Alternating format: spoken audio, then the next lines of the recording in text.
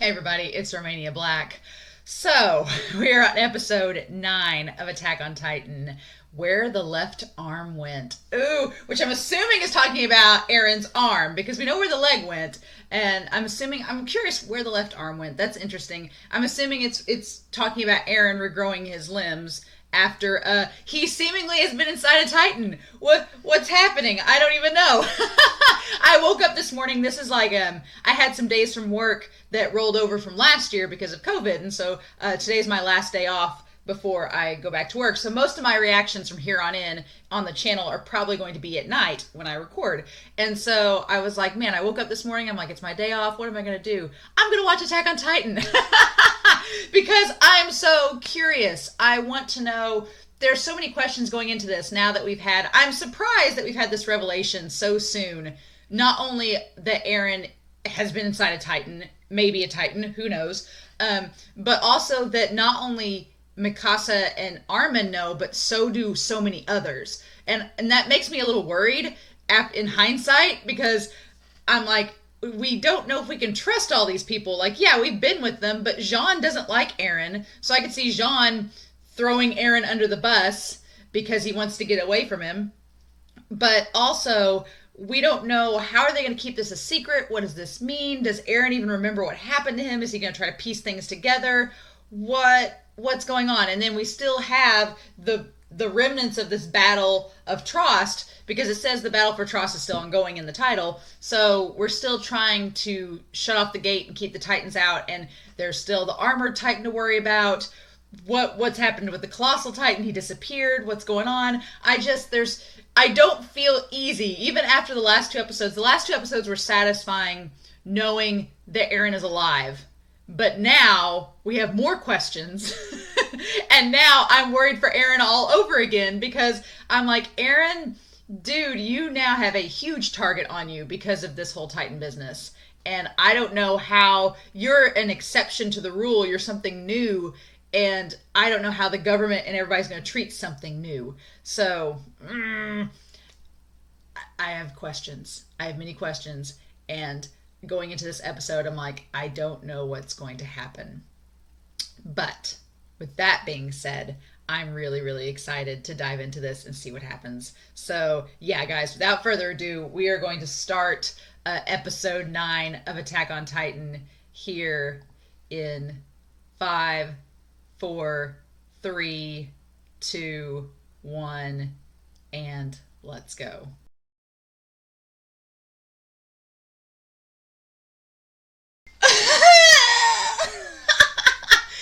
Okay, look, like I said in the ED, if your goal was to not make humanity terrified of you, you've just failed.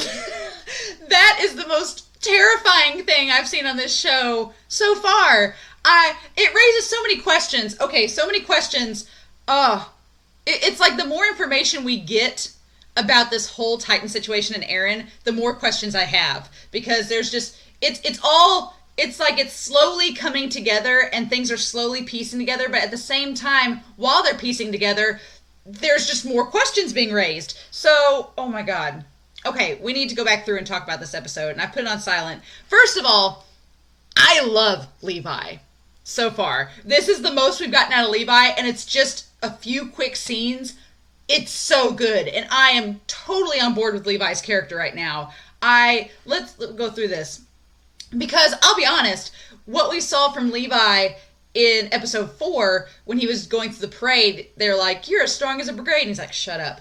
So that establishes two things about him right off the bat in that episode. One, that he kind of has a brash personality and can get easily agitated. But two, that he's actually quite humble. That he doesn't want to be, he's not a braggart. He's not somebody that wants praise. He's just like, just leave me alone and let me do my job. That's awesome to establish that. So, okay, this is the interesting thing, right? So they established that the reason so many lives were lost at Trost that day is because the elite Survey Corps that Levi is part of were not there. They were outside the walls, which is it explains so much, because I was like, the whole time I'm like, okay, where's Levi been? Where's Levi been? Where's this girl that looks like Sasha been? What's going on? They weren't there. They were on a reconnaissance mission beyond the walls. Which, okay, let's think about this. The main force of the Survey Corps, and that's where at episode 4 they were leaving. Erwin. I want to talk about Erwin. We don't know much about Erwin's character, but just the clean cut of him and the serious profile that he has, like established and that, like gazing forward, like he's not distracted by anything. That is intriguing. Like his character intrigues me already. But yeah, Levi. Oh my gosh, and this girl with the glasses. I love her already. I love both of them already. Oh my god. And so she's like, if they knew how fussy you were, they wouldn't look at you with such admiration. And I like that she's like Sasha, but like way more confident. And I love that she's getting excited about seeing Titans. She's like, I can't wait to see which Titan we come up and see today. And I hope we see an aberrant. And then Levi. Are like Levi and her a thing? Maybe? Possibly? Or like just friends, like best friends? He's like, we have an aberrant right here. And I love him grabbing her head and being like, right here. I love that. I love their relationship already. It's so good. But okay. So I get that their whole point is tying back to episode 1 when they first went out. It's the same survey troop when they first went out. They're trying to establish a point beyond the wall and try to get to where humans can go outside the wall and advance. Cool. Awesome. That makes perfect sense.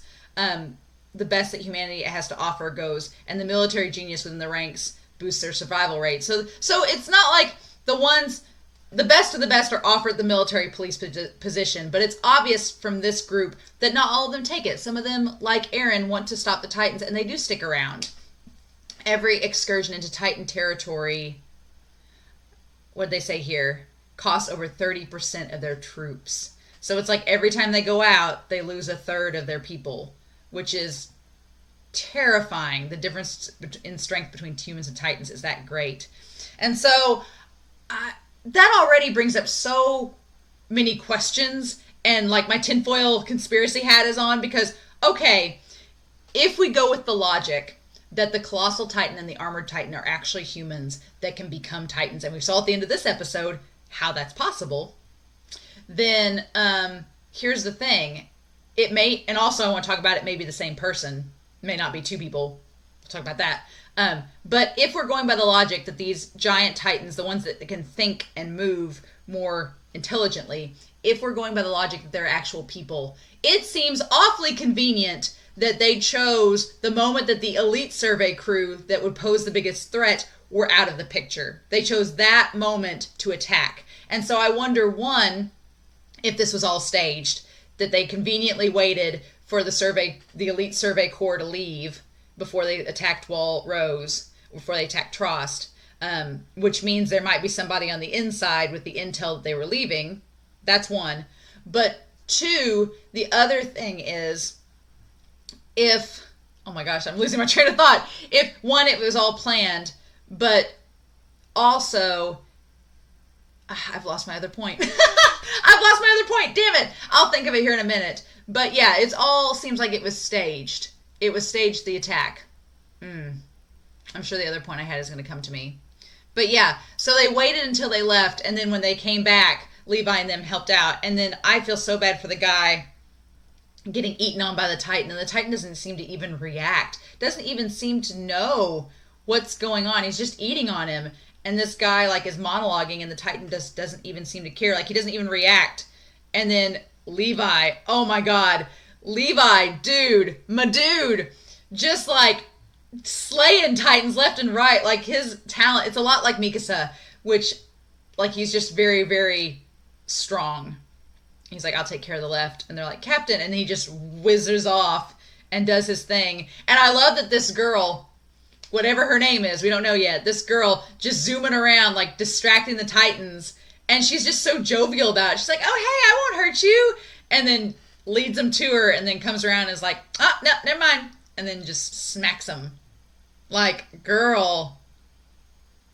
I love them as a duo. But, and the blood evaporates. Interesting. See, that didn't hurt, did it? Like, she just instantly kills them. And some of these Titans are skeletal, like, which is also interesting.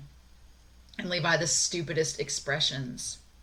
Like he's just not even treating them as human, or not obviously not treating them as human, but not even treating them as living beings, just being like, time to just get rid of you, and using them to like blind him.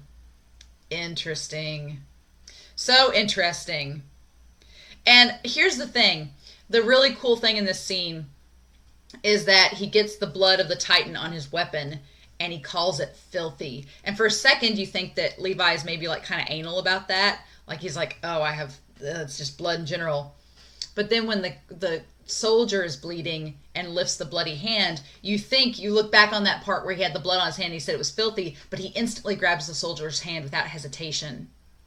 And it's like, what he thinks is filthy is just the Titans. It's not the blood, it's just the fact that it's a Titan that's bleeding that he thinks is filthy. I love Levi's design with the little handkerchief. I love it. But here's the thing about Levi's character. Levi is like a mixture of Mikasa and Eren, right? He's like a perfect blend of those two because he's like got the prowess, the ability of Mikasa, the calm and cool collected nature and compassion of Mikasa, but he also has this fiery sense of justice and vengeance like Eren. Like he's a perfect combination of the two of them. And in this moment where the soldier dies and Levi's with him in his final moments grabbing him, he's like, your resolve you leave behind will give me strength. Like, I promise you I will obliterate the Titans. And his eyes are like blue. That's cool. And the blood like runs down his hand. And Levi's so compassionate in that moment. And that expression when he looks down at the soldier and realizes he's died, that was so beautiful. Like that soft expression. And him asking the girl, Petra, he's like, did he hear me until the very end?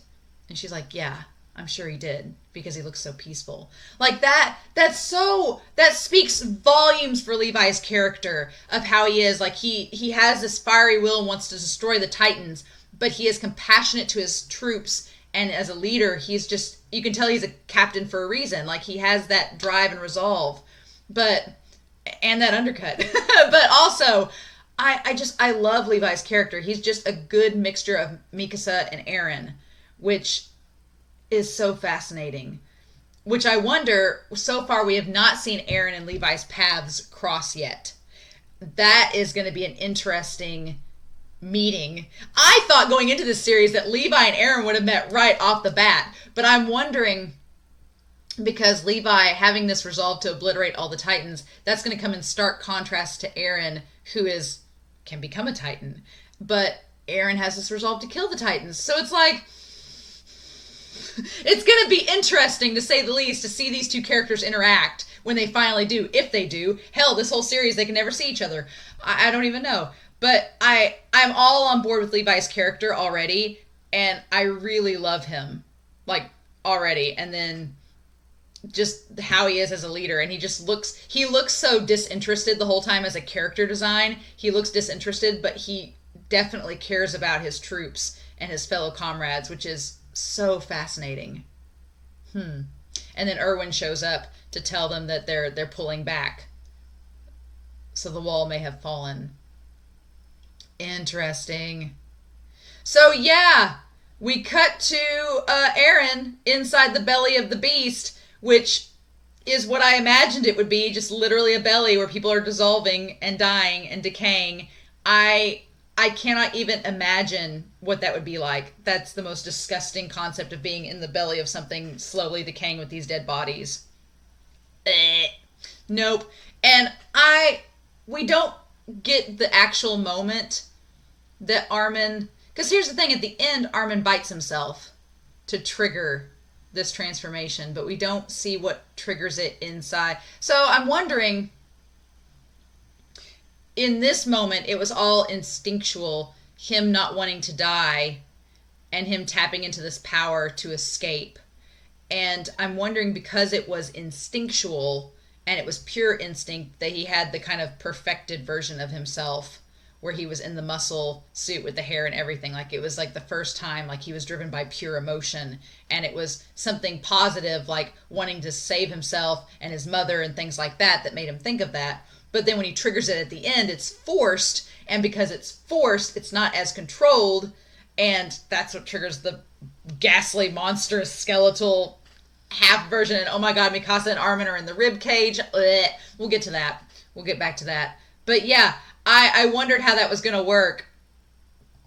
And he says, I'll kill them myself. And that resolve. And here's the thing. It's almost like he goes into, like, he's not thinking clearly. He's just like in pure instinctual mode because he's like, kill, kill, kill. And it's like all that bloodlust is like personified and embodied in this Titan. And he's not even thinking about anything else other than, it's like he just goes into a trance and all he can do is say, is that mantra of I'm going to wipe them off the face of the earth.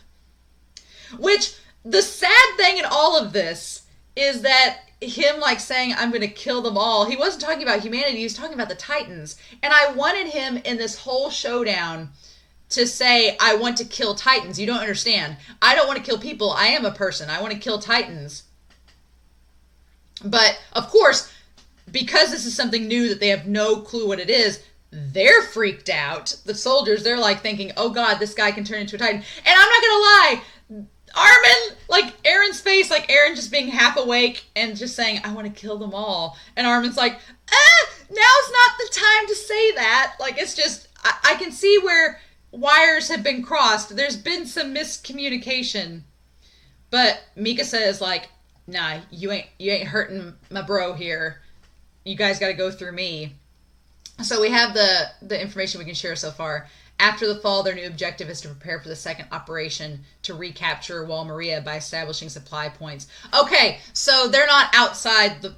Technically, the Survey Corps was outside the wall, but really what it was that the Survey Corps with Levi was at the space that used to be where Wall Maria had safeguarded, right? And they're trying to reclaim Wall Maria to get back that land. Okay. And get supply points so they can get the supplies from inside Wall Maria and bring it back. That all makes sense. That all makes sense now. Totally get it. So, yeah. Just, God. And inside Wall Rose. So we cut back to everybody else and the trainees. And I'm glad that the freckle-faced girl and I think it's Krista, they managed to get out. So, I didn't realize this, but Connie has no clue about Aaron. Connie doesn't know. He wasn't part of the group that knew about Aaron. So, that's interesting that Connie's not involved in that. Huh. So, the ones that know, the only ones that really know are, and we've got this flashback now, it's Armin, Mikasa, Reiner, Bertolt, Annie, and Jean. So, Sasha doesn't even know. Sasha and Connie were off somewhere else. And Marco was off somewhere else. Okay. So, Reiner and Bertolt... they're kind of together as a pair, and Annie's kind of with them, and then you have Jean and Armin and Mikasa. And I'm glad that they've all decided to keep it a secret. I'm glad that nobody's ratted Aaron out, but it turns out that didn't even matter. Jean was right. He's like, it won't stay a secret for long because somebody else surely saw Aaron turn back into a human. So Jean's like, assuming humanity lasts that long. I love Jean just sneaking in that little snarky remark. But yeah, I love the idea that they're like, yeah, it's not going to stay a secret, something as big as this. A fortification of flesh made from Titans. The engineers are pretty smart. And so Hannes, and they're looking over the wall. And of course, the foreshadowing here where Hannes is like, nah. And I like that Hannes describes him. He's like the one with incredible combat ability, the one with incredible resolve, and the one with an incredible intelligence. It's like the three of them, the trio of them make a great pair, but it's like, he doesn't know. And it's probably good that he doesn't know because Hannes would probably try to save them and end up getting killed. So it's probably good that he doesn't know about all this yet. But I'm curious to know if Levi and the others are going to find out about Aaron and them and what's going to happen from there. But yeah, and Aaron has no clue what's going on. He's like, I'm a Titan. What? No, I'm human. And this is like the worst thing for Aaron because it's such a, what do you do, Aaron? Because you've said you want to kill Titans all this time, and now everyone's looking at you like you're the monster. What do you do? This is such an interesting turn of events because you've got a character whose whole resolve is to destroy this one thing, and then it comes to find out he can become the one thing. So what is this? Aaron's psyche is so intriguing right off the bat because he clearly, I mean, Aaron's a flawed character. He has some anger issues. He is not in control of himself and his own emotions. So you've given this overly emotional teenager the ability to become this 15-meter tall monster. And then, of course, humanity's going to be freaked out. And Mikasa and Armin are like, we're his best friends. We're going to stick by him till the end. And I like that. I'm glad the one soldier that saw her in the Vanguard brings up, he's like, we can't let Mikasa die. She's killing Titans left and right. We can't lose her. We're going to need her. And then the commander brings up the point. The armored Titan that destroyed the Wall Maria could appear at any moment. So, here's the thing. I was going to question this earlier. Based on Eren and his transformation here that is quite grisly and disturbing, he looks different than when he was the original Eren Titan that we saw the last couple episodes. So my question is, I originally thought that ever since we learned that Eren could do this, and ever since we learned that someone can turn into a Titan, I was wondering, I thought there'd be two people. There's two people involved. One becomes the Colossal Titan and one becomes the Armored Titan. But that may not be it, right?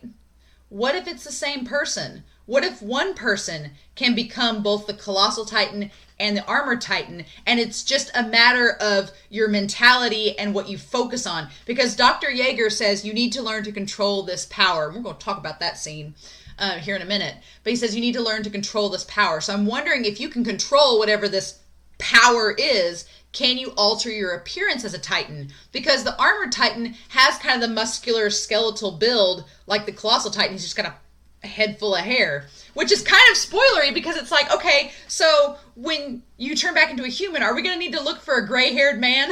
Are we going to need to look for a man with short gray hair, and that's going to be our tip-off that he's the Armored Titan?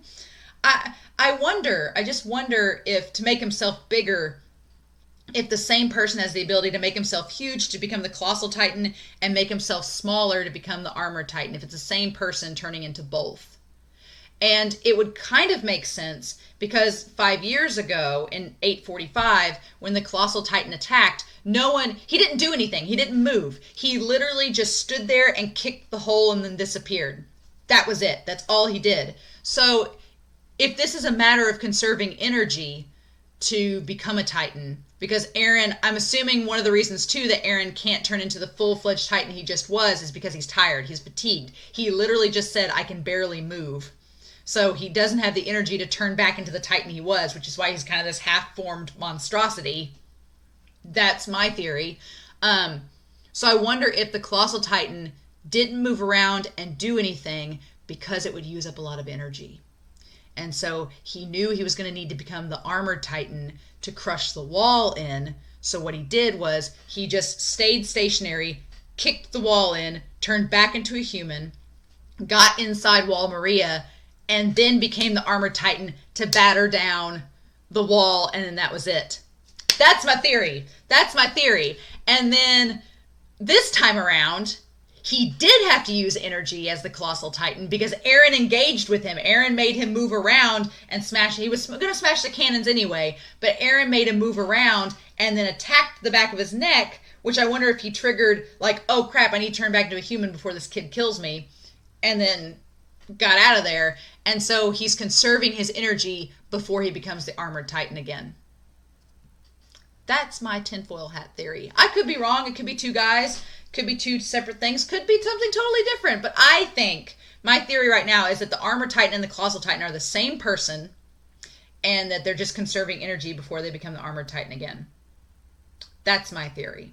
That is my theory. But yeah, so this all adds up to the fact that Eren's fatigued because he just got through beating the bejesus out of these Titans as Eren Titan. I'm going to call him Eren Titan. And because he's fatigued and he's not totally in control and he's forcing himself, it's like a threefold thing. He's not in control, he's forcing himself to do the transformation, and he's fatigued. That's why he doesn't fully become the Eren Titan from before. And I like this one woman. She has the glasses strap. I like the people with glasses. They have the straps to keep them on. she's like, let's just kill him and get it over with. And you can tell the commander's hesitating because he doesn't want to kill this kid or Mikasa and the others while he pretends to be human. Oh, I hate that.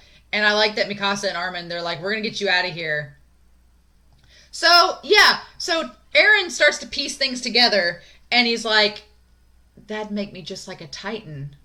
Like, what is he? He says, I thought it was a dream. If it wasn't a dream, then my arm regrew where my clothes are missing. And that would make me like a Titan. So he's piecing together. He's like, oh, but Titans can regenerate, but humans can't.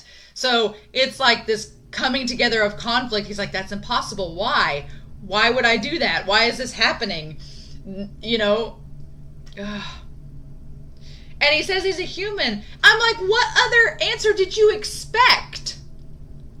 Like, I don't think he screwed up his answer. I wish he had said, I'm a human and I want to kill Titans. I wish he'd added that I want to kill Titans at line to it, to at least make him, And so he signals for him to shoot them with the cannon. And this is when the key flies out. And, okay, so I'm wondering, one, if there's a level of hypnosis to this, because Dr. Yeager is like, whenever you see the key, you will... So the drug he injected him with. Okay, so we're getting more confirmation about the drug.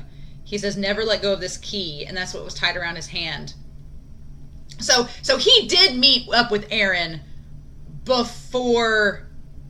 He either met up with him before he left, and the wall was attacked to begin with, and this is just the drug altering his memories. But Eren says, you've been crazy since Mom died, so this happened afterwards. So... Clearly they met either before he was on the ship or once they got to inside Wall Rose, inside Trost, is where he confronted him. And he's like, every time you see it, you'll remember that you must go to the basement. So there's a level of hypnosis to this, right? It's almost like he's hypnotized Eren to be like, whenever you see the key, you're going to want to go to the basement. And that look on Eren's face, it looks like he's in a trance. And then he says, this shot will impair your memory. So the injection that he gave him was not to turn him into a Titan. It was just to, and he's crying, it was just to impair his memory so that he wouldn't remember everything at the time. So I'm like, Dr. Yeager, why are you crying? Why, what is this? This power will help you then. Their memories will tell you how to use it. So I don't understand. If you get to the basement someday, you'll learn the truth. Oh my gosh. And I have a feeling some of you have said in the comments, you're like, the basement's going to be a long time away. And I'm like, that is the cruelest thing that this show has done, is build up over the last 9 episodes the importance of this basement. And you're telling me we're going to have to wait? Oh man. But yeah, in a split second, if you want to save Mikasa, Armin, and everyone else, you must master this power. Oh my gosh. And then, so, biting his hand, here's the thing. So he bites his hand. And I'm wondering, I'm like, have you never been bitten by anything before in your life? Is it just specifically a bite in a certain place that triggers this? Is it? I guess it is. I guess it's the bite in that specific place, maybe. But the lightning, again, confirming that the Colossal Titan is a human, the lightning that flashes around him when he transforms is the same lightning he saw back in episode 5. So yeah, confirmed. Confirmed. But yeah, because, oh god. And it's not fully done. And then, of course, Hannes and them see and hear something beyond the wall. Yeah, oh my god. But, yeah. And of course, Jean and them, they're going to freak out. And yeah, if your goal was to not freak everyone out, oh my god. And it's not. It's just like... And Mikasa and Armin are like, oh shit, what the fudge? Yeah, that's grisly. That would freak people out. That is like nightmare fuel. Nightmare fuel. Oh my god. And it's just like a skeleton. Oh my god. It's like not even fully formed. Oh my god. Without the arm and everything. Oh, buddy. Oh, buddy. Oh, buddy. So, yeah. Well, good thing I've got the whole day to not go to sleep because that's just nightmare fuel. And it didn't look like it was his full torso, like his full body. It looked like it was just the upper half. So I'm like, are they just going to go through and just slice and dice and he's done? Again, I am glad I'm watching 2 episodes a week because I don't think I could wait a week in between this episode and the next. No way. Absolutely not. So I'm glad we get confirmation about Levi and his character. I love him already. I love this bespectacled woman that's with him. Aaron is up a shit creek without a paddle. And he's drug Armin and Mikasa with him. I'm curious to know if we'll get to see inside of the Titan, Aaron inside of it, and what all is happening. I'm so curious, but I'm glad that I've decided just to take a couple days in between watching episodes now instead of the whole week, so I can do 2 a week. I'm glad I'm only waiting a couple days because I couldn't wait a week. This is just... It's also one of those cringe things where I'm like, I want to see what happens next, but the whole scene where they had the misunderstanding, I'm like, just listen to hear Aaron out. You don't understand. Like that stuff I hate because it's so frustrating, and I have a feeling next episode is just gonna be nothing but that, like just chaos and panic, and then being like, and I'm like, is Aaron gonna have to go into hiding because he's gonna be wanted as an enemy of the state? Like, what are we doing? Oh, Attack on Titan. Yep. Okay. So, yeah, guys, in a couple days, we'll get episode 10.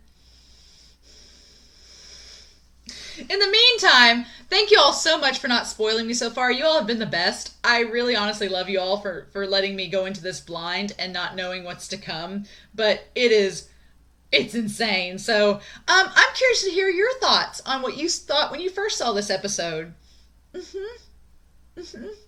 Because it's quite interesting, and Levi's character. So, yeah, we're finally getting Levi in the story at the worst time. But I'm curious to know what y'all thought down below. I hope you all have a wonderful rest of the week. And yeah, in a couple days, I'll talk to y'all again real soon with more Attack on Titan. Bye.